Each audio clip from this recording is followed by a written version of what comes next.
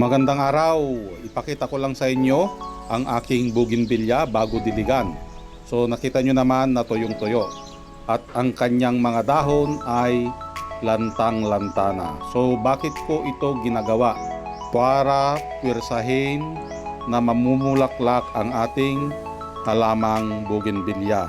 The more na gutom ang bougainvillea, the more din na doon siya nagbibigay ng bulaklak. So diligan natin ito at the same time pati yung kanyang katawan para ma-absorb kaagad ang tubig sa kanya.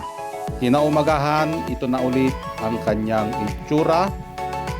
Sumigla ang ating halamang bonsai at yung kanyang dulo ng kanyang mga sanga ay may mga bulaklak na. Antayin ito na yumabong at mapuno ng bulaklak.